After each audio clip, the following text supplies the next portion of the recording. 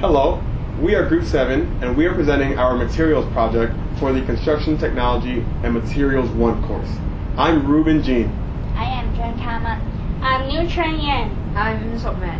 I'm Zhang Yu To. I'm Brandon Hunter. The materials that we are going to examine are concrete and timber. Concrete and timber have been widely used as construction materials in the construction industry, and their properties, behaviors, and environmental performance are the important factors which affect their applications.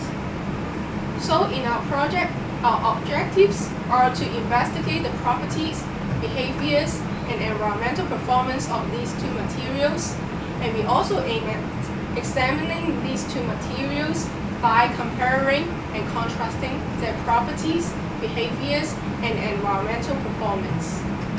Our project is divided into 5 main sections. In the first section, the microstructure properties of concrete and timber will be examined respectively, and comparison and contrast will be made between them. In the second section, the thermal properties of concrete and timber will be examined respectively, and comparison and contrast will be made between them.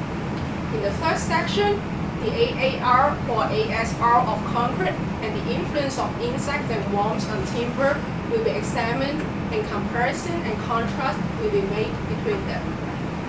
In the fourth section, the professional practices for testing the thermal conductivity of concrete and timber will be discussed. Lastly, a conclusion will be drawn. So let me first talk about the microstructure of concrete. To examine the microstructural features of concrete, I'll focus on the spaces in concrete, the unhydrated cement remnants, and also the hydration in concrete.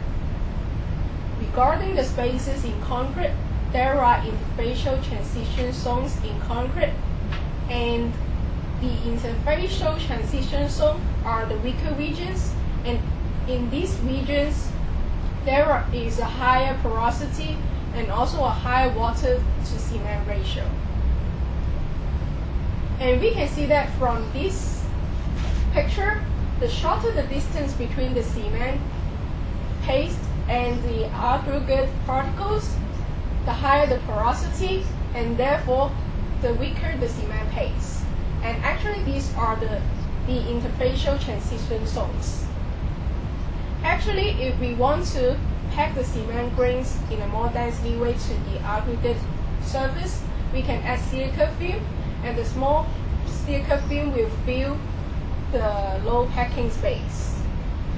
And for the porous area and the dense area, we can see that there is a sharp boundary, and we can see a sharp boundary between them. Spaces in concrete. Other than the ITZ, there are some air voids in concrete, and the function of the air voids is to protect the concrete from damage when concrete is exposed to the freeze-thaw conditions. Actually, the air voids usually occupy about 15% of the non-aggregate space. And when we see the air void under the SEM, we can see some of its microstructural features.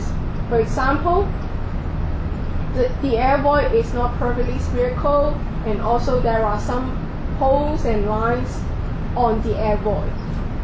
And some scientists suggest that the lines are the thin crystals which had penetrated the air void, and they always appear to be straight lines or showing branching.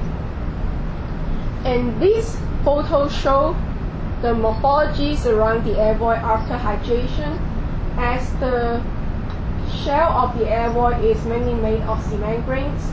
So when the silica film is added to the concrete, and then the silica film particles will react with the cement grains, and then calcium hydroxide will be formed, and therefore there will be an internal deposit of calcium hydroxide in the air void. Unhydrated cement remnants. The clinker components include these 4 compounds with some minor components, and the components are actually crystals, and their sizes range from 1 millimeter to 60 millimeters. And for the clinkers, their sizes range from 2 millimeters to 80 millimeters. Generally, individual crystals will not be separated during the grinding process. Instead, the clinker mass will be broken down as a whole. Therefore, after the grinding process, the fragments of the crystals of different types of crystals will probably be found in each clinker. And after a full completion of hydration, a hydration shells will probably be found to be surrounding the remnants. Hydration in concrete. There are two products in hydration in concrete, and they are CSH and calcium hydroxide. CSH is the hydration of these two compounds, and it is composed of silica, calcium, and water, and it usually exits as the hydration shell. However, it is not a must that the hydration shells will be generated. For example, in this picture, for the cement grades A, there is a hydration shell, but for B and C, they do not have the hydration shells. And for calcium hydroxide, it is only a product of the hydration of cement, and it usually exists in irregular marks. Microsubstrate properties. Timber. Timber can be divided into two types. One is the hardwood and the other one is the softwood. Hardwood has broad leaf, while the softwood has needle-like leaf. Therefore, the classification of the timbers is not dependent on the relative hardness or density. For example, some hardwood, such as basswood, is softer than the softwood, while some softwood, such as Douglas fir, is harder than the hardwood. Therefore, we can see the difference between the hardwood and the softwood. 4 major cell types. Timber is formed by 4 major cell types, which are trachea, vessel, parenchyma, and fibers. Firstly, I will introduce trachea for you. Trachea is a long cell, and it is about 1 to 10 mm long. They serve as a conductive and mechanical support to the timbers, and you can see the pictures. It is a transverse section of the trachea, and it is as a square shape of the trachea. And the second one is vessel. It is about 0.05 to 0.2 mm long, and it is a water conducting cell for the timber. The size of the vessel is much smaller than the trachea, and here is the picture of the vessels. You can see that there is a large opening of the vessel. Fibers is an important cell type for the timber because it will provide mechanical support to the timber, and the size of the fibers is about 0.2 to 1.2 mm long, which is longer than the vessels but shorter than the trachea. And the last one is the parenchyma. It is present in the softwood and the hardwood, and the size of the parenchyma is also 0.2 to 1.2 mm long, and the size in the softwood and hardwood are almost the same, and also they have the function for storage. Dimensional change. Moisture. Firstly, I will introduce two concepts of the moisture. The first one is the moisture content. According to the definitions, moisture content is the percentage of the oven dry weight, and the moisture content can be divided into two types. One is hygroscopic, and the other one is the free. For the hygroscopic content, the definition is that hygroscopic present inside the cell fibers, but the free moisture content present outside the cell wall. And you can see the difference between these two types of moisture content. And the second concept is the fiber saturation point, FSP. It is the moisture content of the cell wall. If the moisture content of the cell wall is below to FSP, the cell wall will become lost its moisture, and the shape of the cell wall will become strained, and the strength of the cell wall is depends on several factors, such as the specific gravities, the rate of drying, and temperature. The rate of changing moisture content is depends on the external environment, such as the temperatures or relative humidity. In this graph, you can see that the higher temperature, the lower moisture content. When the moisture content is low, the volume of the timber will shrink, and this will affect the dimension of the timber. The microstructure of concrete and timber are different in terms of the equipment used for examination, the components, the density, and the function of water. For concrete, the equipment used for examination is backscatter mode scanning electron microscope. And for components, concrete have unhydrated cement remnants, CSH, calcium hydroxide, Haley grains, etc.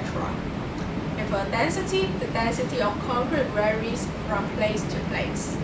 And the function of water in concrete is for hydration.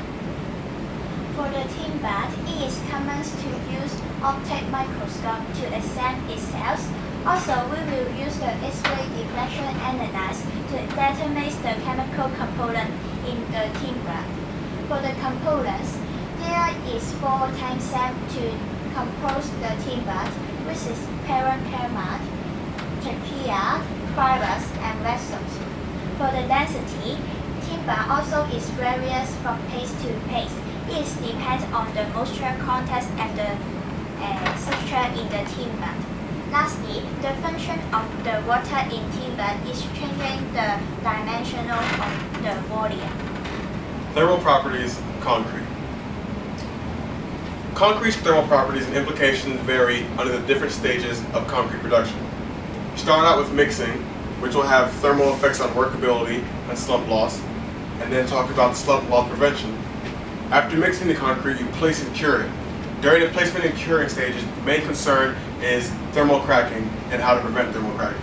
And lastly, when you have hardened concrete, there are separate thermal properties and implications that are in play, such as thermal conductivity, as well as fire and extreme temperature effects. So let's first look at concrete batching and mixing and the effects on workability and slump. Slump, well, first, workability is the ease of handling concrete during construction, and it's measured through the slump test. And you can see in the figure where an example of a concrete slump test is being done. How does temperature affect that workability? Well, an increase in temperature during mixing increases the rate of hydration and evaporation, which is taking away water from the mix, leading to a loss of workability or a slump loss. And you can see in the figure that as the temperature is higher, that your slump is being lost even more. Some remedies for slump loss include introducing a fly ash admixture to your concrete mix during the mixing stage. And another thermal effect to look at would be cold weather mixing. There's no substantial workability issues, however, this poses the risk of concrete freezing throughout that mixing stage.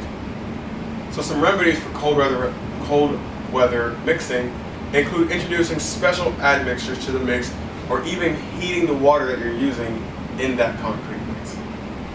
Concrete placement and curing, thermal cracking. Concrete placement and curing. The main concern during this stage of concrete production would be thermal cracking in regards to the thermal properties.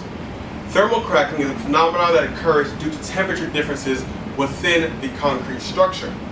So the surface is contracting, however, it's being restrained by a slower contracting going on in the inside of the concrete. And you can see that in a predicted concrete thermal gradient figure where in these different cross sections you have the heat concentrated towards the middle of that concrete structure. With that, you have the risk of compromising the structural stability of whatever structure you are putting together with that concrete. Some prevention methods would be temperature monitoring. Just having a plan in the pre-construction stage of how you will monitor the temperature of the concrete as it's being placed. Admixtures, of course, during the design stage of the concrete can play a role. Pre-cooling and concrete layering, laying down more layers of concrete so that you don't have a massive concrete buildup, which increases that heat differential. Here you can see an example of pre-cooling where in some cases liquid nitrogen will actually be used to pre-cool that concrete. Hardened concrete, thermal conductivity. In hardened concrete, one very important thermal property is thermal conductivity. Thermal conductivity is really just the quantity of the ability of a material to conduct heat, of how much heat can go through this material. So, should engineers design for concrete with high or low thermal conductivity? Well, it depends. In one case, you will want low thermal conductivity when you want insulation. For example, in a house or anywhere that people are working, you don't want too much heat to be able to easily pass through your blocks or the outer structure of that structure. However, in another case, you may want high thermal conductivity where this structure does not encounter as many temperature differentials, an example of a bridge. And here you can see Vortex, a company advertising their low thermal conductivity, thermally conductive concrete, and how they say that they can significantly decrease the amount of heat that's able to pass through their concrete. Another important thermal property of hardened concrete would be what happens during extreme heat events and those effects. So some effects of extreme heat include decreased strength as well as decreased modulus of elasticity in the concrete. And these are two very important measures in the overall design of a concrete. You want it to be strong, you want it to have a high Young's modulus as well. In case of fire, there's also spalling. Spalling of concrete is when the temperature is getting really, really high and pieces of the concrete are actually breaking off of that structure. Thermal expansion is one last part, which is very important since this is what leads to structural failure. Because concrete does not actually burn, but instead, when it expands, that steel, if it's a reinforced concrete, also expands, and that's where you have joint mishaps and of course the pressures building up and things collapsing and structural failure. Okay, thank you, Ruben. And now I would like to talk about the thermal properties of timber. Unlike concrete, timber cannot release heat during by itself during mixing process. Therefore, I would like to draw more attention on how property changed in timber in the thermal conditions. Thermal modification is commonly used by the timber industry. This is to try to improve its dimensional stability, means the strength of timber and resistance to decay. The temperature normally set between 118 degrees Celsius and 216 degrees Celsius. And we can all obtain an obvious change in color and mass rate. The most important thing for thermal modification is to try to control the quality of the modified timber because the quality are always affected by the temperature, time, and humidity. If these kinds of variables are not controlled in a suitable way, we will face a problem of a serious and unacceptable degradations of timber. First of all, I would like to talk about the strength of timber. We can see that here in this diagram, you can see the effects of time, temperature, and humidity will decrease or increase the strength of timber. First of all, I would like to discuss the modulus of elasticity. The modulus of elasticity means the tendency of timber to with deformed elasticity. It always increases initially in both dry and wet conditions. You can see the MOE is over 100% both in the dry and wet conditions. And for the temperature, you can see it's all increased initially from 115 degrees Celsius to 175 degrees Celsius. However, the MOE will decrease when the time is longer and the temperature is higher. And you can see a higher decrease in MOE in the temperature, which is 175 degrees Celsius. And the next one is the modulus of rupture. Due to the high temperature, the fiber equilibrium stress is reducing. Therefore, the resistance to bending will be reduced. And overall, the modulus of rupture will be decreased in both wet and dry conditions. And the third one is the crystallinity. Crystallinity means the degree of the structural order in a solid. If the crystallinity increases, it will increase the hardness of timber too. However, it is not clear under the effect of time, temperature, and humidity. It is because the crystallinity is determined by the increase in the relative width of crystal. And in this figure, you can see if the relative width of crystal is increased, the relative crystallinity is increasing also. However, if the relative width of crystal decrease, the relative crystallinity decrease. And then I would like to talk about the color change under the heating treatment. Color always turns darker with high temperature. In this figure, you can see the one in 220 degrees Celsius is darker than the one in 120 degrees Celsius. However, the color change is only temporary because the color will turn lighter or darker after exposure in outdoor for a long period of time. This is due to the chemical change inside the cell wall of the timber. And the final one, I would like to talk about the mass weight. Mass weight will always decrease with high temperature, and you can see the mass weight will decrease seriously with a more higher temperature. It's because water will be evaporated during the heating process, and also the extractive will be volatile. When the surface extractive volatile are evaporated, the extractive inside the timber will then move nearly to the surface, and this causes more extra mass weight loss. Thank you, Bobo. And now we will do our thermal properties comparison. One of the first categories or properties to compare will be the strength and how it's affected by temperatures. Well, in concrete, an increase in temperature during the curing stage will actually show benefits of early strength.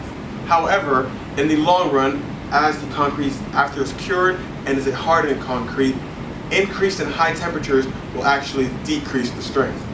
With timber, it's just like concrete.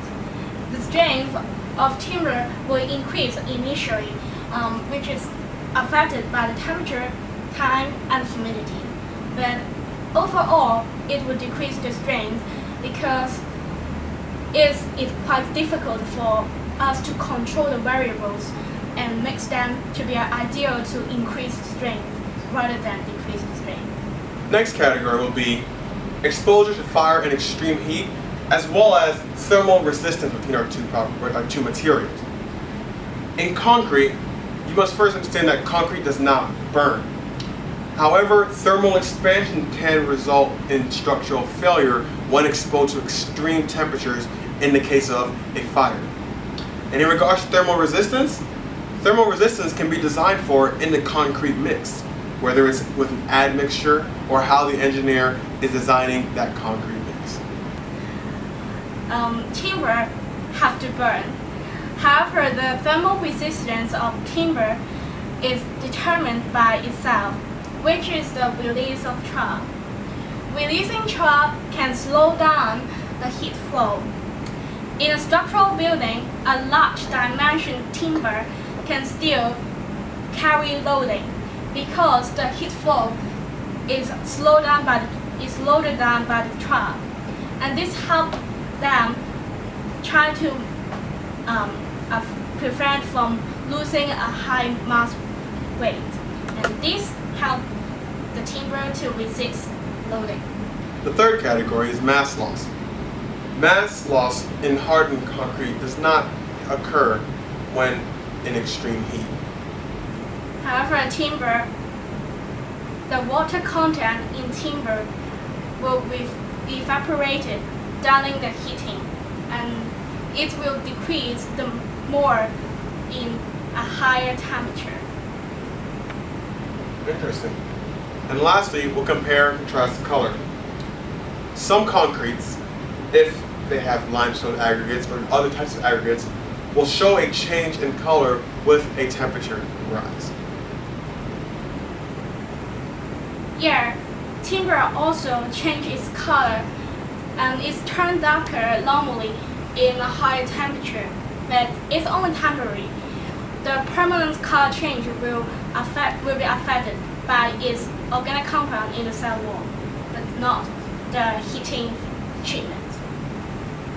So now I would like to talk about the environmental performance of concrete. In our project, we are focusing on one of the most common reactions that's affecting the concrete structure, which is the alkali aggregate reaction, AAR. And this reaction is defined as the alkali in cement with the aggregates, for example, the silica or carbonates. But actually, silica in aggregates is the most common reactant in this reaction. So AAR is usually referred to the alkali silica reaction. So here you can see is the chemical equation of the ASR, which is the silica, alkali, and water react together and form an alkali silica gel. And also you can see in this figure, the silica gel will form a positive charge on the surface of the gel, and then this positive charge will attract the water contents on the surface. And actually, after the formation of alkali silica gel, this gel will attract the water content, and when the water content enter this gel, the gel volume will increase. So how can we recognize this reaction? First of all, here are three symptoms that we can recognize this reaction. First of all is the presence of white alkali silica gel, as this silica gel is the only product of this reaction. And after the formation of this gel, the gel will leak into the microcracks inside the concrete, and then it will leak out of the concrete structure. So if you can see, this white alkali silica gel is represent the occurrence of ASR inside the concrete. And second, because of the silica gel form and also the gel will absorb water and surrounding, it will cause an expansion to the concrete. And after a period of time when the concrete structure cannot afford this a certain extent of expansion, it will cause map cracking on the surface of the structure. And actually, different kinds of crackings represent different kinds of problem inside the concrete. So for map cracking, is specifically represent the ASR occurrence. So for the protection measures for new concrete construction, the aggregate used in the concrete mixing should be used some non-reactive aggregates such as quartz and marbles. For the cement, we should replace the normal cement by the low alkali Portland cement. As you see in this figure, the use of low alkali Portland cement could reduce the expansion of the concrete structure by half.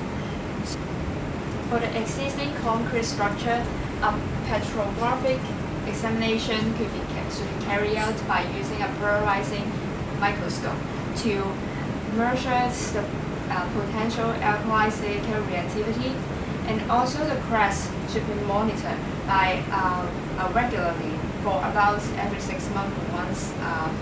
monitoring assessment, and also if there are any losing concrete, in other words, if there are any spoiling occur, the losses concrete should be replaced by new concrete.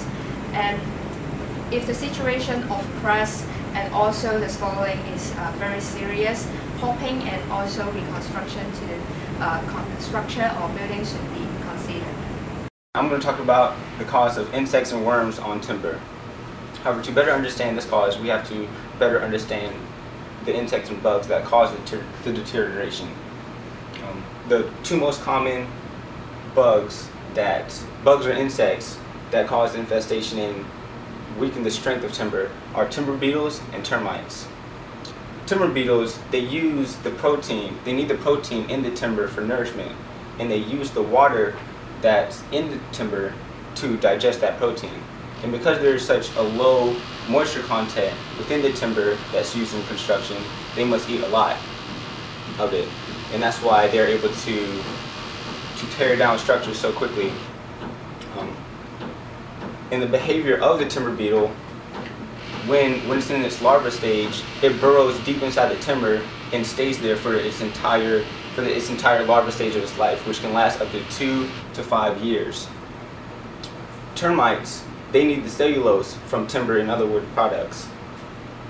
And what's unique about termites is that they have single-cell organisms called prosans that produce cellulase, which break down the sugars in cellulose for their nourishment. And they tend to feed on the interior as well as the exterior of timber members within structures.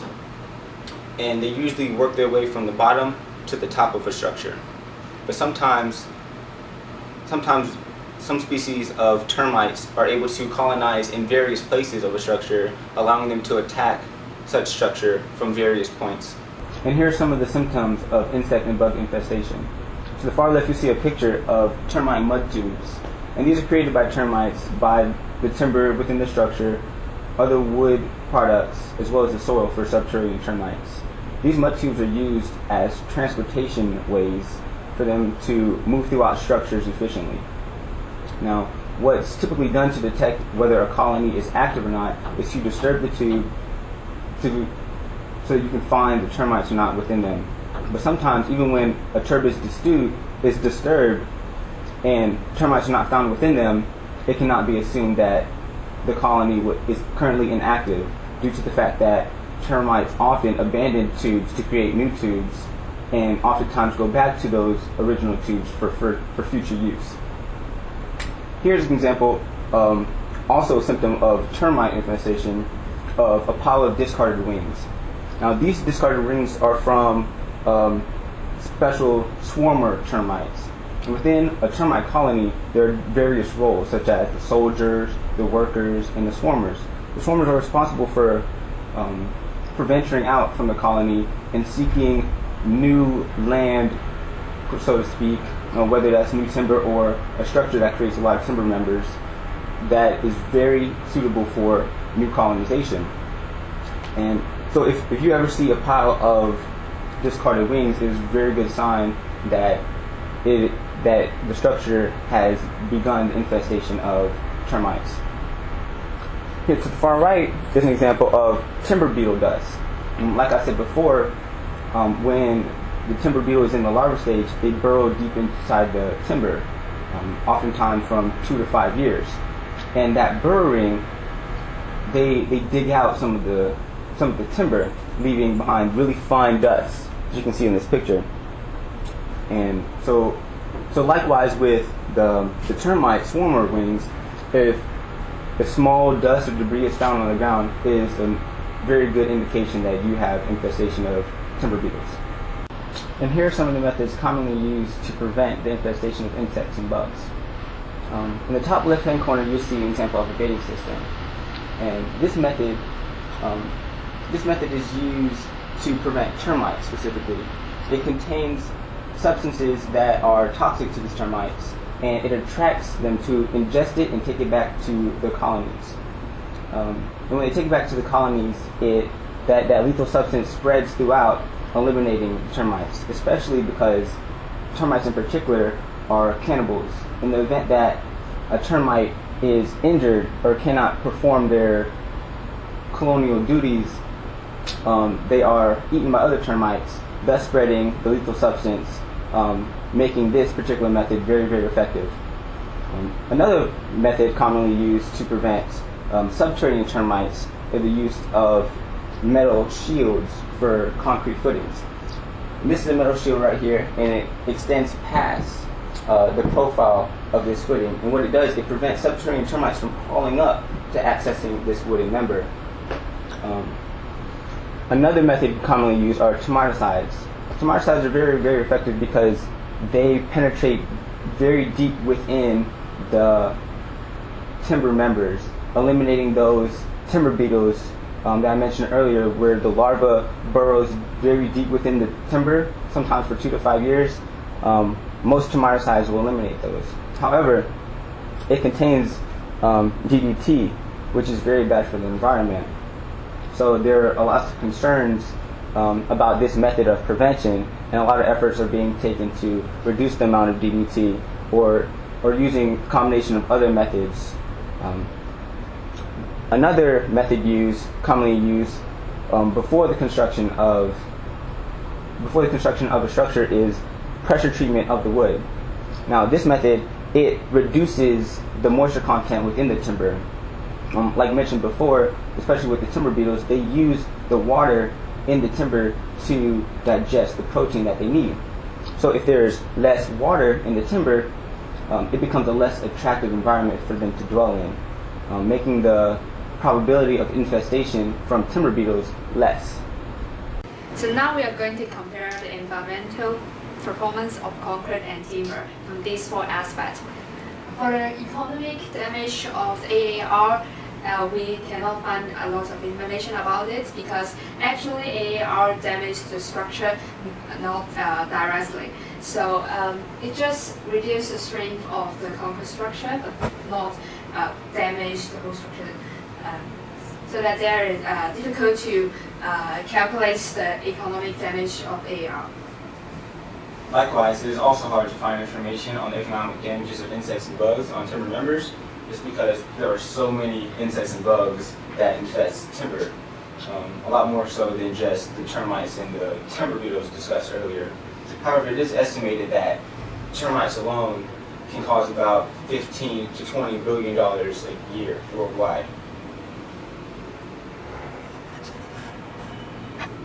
So for the speed of deterioration of AAR, as it is a very slow reaction, so that it takes about 2 years to reduce the strength of the concrete structure by half. And the deterioration of timber member structures greatly varies depending on the different species of insect or bugs that are infesting the timber. These different variables include size of the colony and behavior of the insects or bugs. However, some size colonies and species can destroy residential houses within 1 to 2 years. The process of deterioration of AAR, it spreads from inside to the outside of the concrete structure, and it starts from the bottom. Bugs and insects typically infest timber members from the bottom of the structure to the top of the structure, and as well as from inside the timber member to the outside of the timber member, except for in the event of termites, in which they infest both the inside and the outside. So the prevention methods of AAR is to reduce the occurrence of this reaction by reducing the content of reactants, the silica, alkali content, and also the water content in the concrete. As stated before, some of the methods most commonly used to prevent the infestation of insects and bugs are the baiting system, the design precautions like the metal sheets used in the construction of concrete footings, the application of termiticides, as well as the pressure treatment of the timber used for construction. Next, we'll take a look at professional practices. As an introduction to professional practices, we already looked at thermal conductivity of the both materials that we're looking at. Thermal conductivity should be known for this material, whether it is the in situ timber that you're taking or the thermal conductivity of the concrete mix that you prepare. This is a very important property because if you use a material with too high of a thermal conductivity, you may end up paying a lot for costly installation or even reconstruction. Here in this table, there's a comparison of thermal conductivity of various materials. If you look at lightweight and dense concrete, you see a range from first of 0.1 to 0.3, and then from 1 to 1.8 respectively. Timber has a thermal conductivity of about 0.14, and this is in kilowatts. Yes, and you can also see the comparison against stainless steel, water, and Portland cement. So for some hands-on professional experience and practice, the group thought it would be nice to test some concrete and timber for the thermal conductivity. And according to this table, our hypothesis would be if we're using average concrete versus timber, then the thermal conductivity of the timber should be less than that of the concrete. And now time for the methods portion. A sample is held under a compressive load between two metal surfaces. These different metal surfaces are at different controlled temperatures. The heat flux transducer is on the bottom surface, and that is calibrated. An actual temperature gradient is established in that stack as heat flows from the top surface down towards the bottom surface. The output from that heat flux transducer can determine the thermal conductivity of the sample when the thickness of the sample is known. Specifically in the DTC 300, a guard furnace surrounds the test stack as an isolation to reduce test error. In the DTC 25 test, it is conducted at room temperature and therefore does not require a guard furnace. As we mentioned previously, the large-scale experiments should be replaced by the small-scale experiments due to these three limitations, including lack of equipment, limited budget, and also lack of time. However, these three limitations lead to an inaccurate in the small-scale experiments. For the lack of equipment, it's difficult for us to create a large temperature difference in different experimental settings, and this will lead to less obvious results in the small-scale experiments. And it's difficult for us to control or maintain a constant environment, as in the larger scale experiments, a large energy is involved in the experiments. So that if we use a smaller scale experiments, it's difficult for us to control the heat loss, so that the errors of the result will be larger. And second is a limited budget, as we need a lot of money to purchase different kinds of materials, and those materials are very expensive.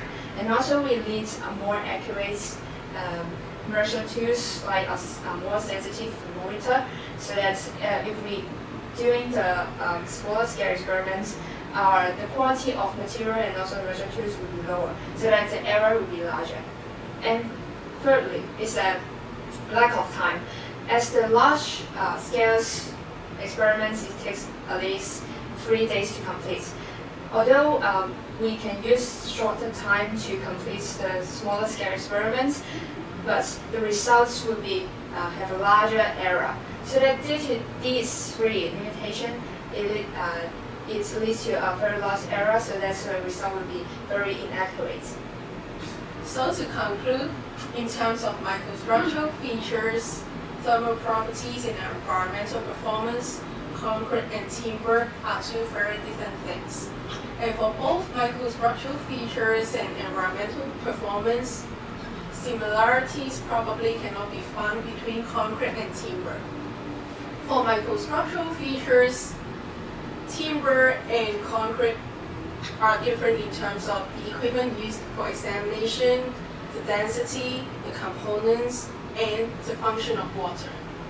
For the environmental performance, the two materials are different in terms of the economic cost, the time of destruction, the process of deterioration, and the nature of prevention. Actually, concrete and timber also perform differently in terms of thermal properties.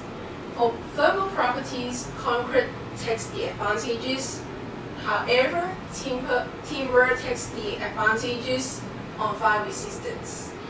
For both concrete and timber, the thermal resistance can be increased by using special designs or additional materials. In order to test the thermal conductivity of both concrete and timber, a simple fractional practice is carried out. However, there were some limitations, and therefore it is not accurate enough for us to test the thermal conductivity of concrete and timber. Therefore, this experiment is not included in our project.